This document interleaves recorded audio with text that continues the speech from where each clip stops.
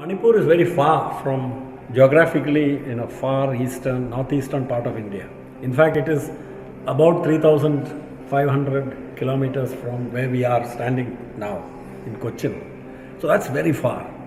The sun sets at about 4 o'clock Indian Standard Time and rises at about 4:30 in the morning Indian Standard Time. That's how far east Manipur is. So this is a very big country, and Manipur is a very small place which is very far away.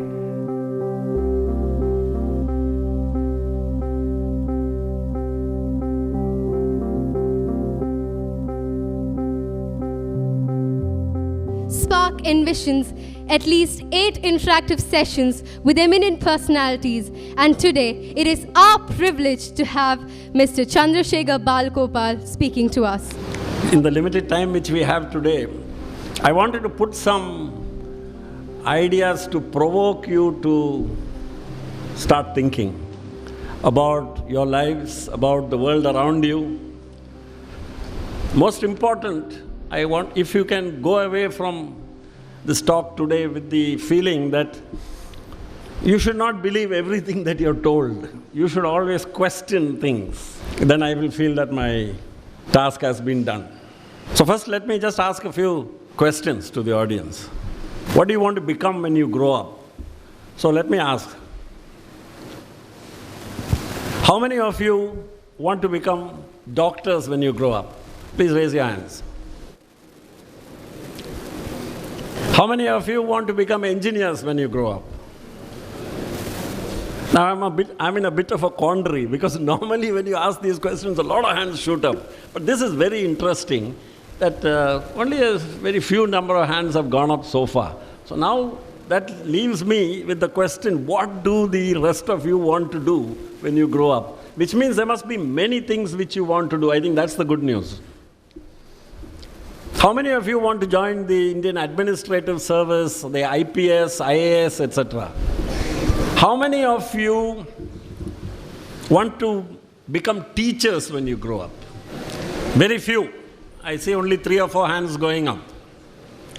That actually tells me a lot about what is really the problem, not with the education system, not with any of you, but what is wrong with our society today. That what should have been the greatest profession is today the profession that attracts the least number of people. If this question were asked in the US, you will see some of the brightest students in the class raise their hands when you are asked, how many of you want to become teachers? Okay? So that's the difference between the value systems of different societies. On the subject of teaching, one more comment I'll make before I go to what I have to say. In the Indian Air Force or the Indian Army, if you want to go to higher command, only the best are selected. And one of the criteria to be selected for higher command is that you should have been a flying instructor, or you should have been an instructor in the Defense Services Staff College. If you have not been, you are not considered for higher command. So what does that mean? That means the armed forces have the good sense to put their best people to train the next generation of people coming into the armed forces. Doesn't that make sense? Isn't that good sense, my young friends? How many of you want to set up your own businesses? When I say set up your own businesses, I don't mean join your father's business. How many of you want to set up your own business? Okay, very large number. So this is the largest number of hands which has gone up. Now that's interesting. Thank you. Now that's very interesting. Sir, one of the major reasons why most of us over here would not like to set up an industry in this state or maybe in this country is the political instability and the corruption in our country. So what can we as students understand?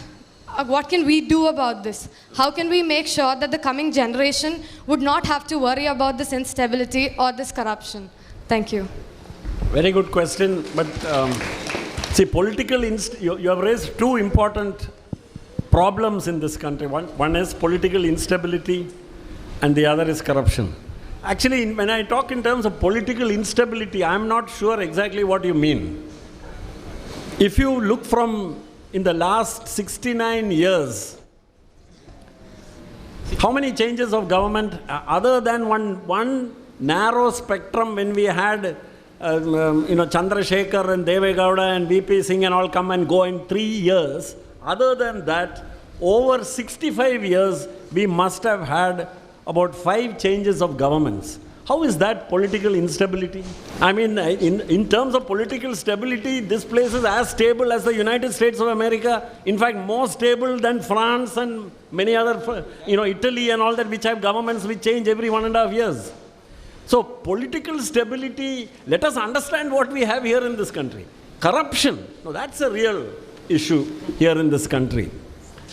Let me just explain one part about what can we do. You ask the real question. See, we can all sit and beat our chests over corruption, but what can we do about it? Okay? First thing is, we can decide not to participate in it, no? How many of us are willing to take the consequences of taking a decision like that? Saying, I will not be a participant in this game of having to pay or offer a bribe. My question is that India is one of the emerging nations in industries like IT and space. But as you told, there are around 80% of the population who does not have access to proper healthcare. So don't you think it is high time that the government of India started focusing on implementing the schemes that they have introduced to uplift the poor? And don't you think that this generation should focus more on uplifting them rather than bringing up the cream layer of the society? Very good question. You're asking such fundamental questions. Each of those questions requires a whole seminar to try to answer them. They are such profound questions. No, seriously, I'm very impressed by all the questions which have been asked. Now, about your question, this is the big challenge in development, in economics. See, one of the things about economics is economics has sometimes been called the science of choice. Of course, it has got various definitions. It's matching scarce means and unlimited ends, etc. But everywhere in economics, the element of choice is there. You keep choosing, You choose either this or you choose that. There are different choices to be made. So the planners made certain choices in the early stages of the development of India. And one of those choices was to go for public-funded, public sector-led development because they found the private sector was not investing in infrastructure, industries, etc. So that period of economic development continued for about 25, 30 years.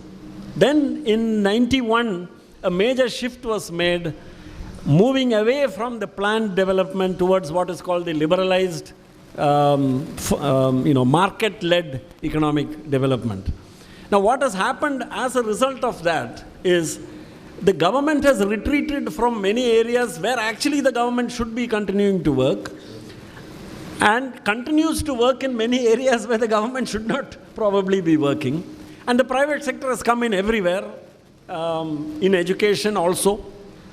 And so the focus on the poor, which was there earlier, today the focus has changed. The theory today is that if economic development happens fast enough, this is called the trickle-down theory. The trickle-down theory now says that if economic development happens fast enough, the poor will get uplifted.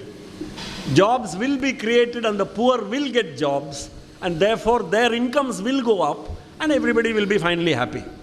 Now, unfortunately, the evidence of the last 20 years is that this is not necessarily true.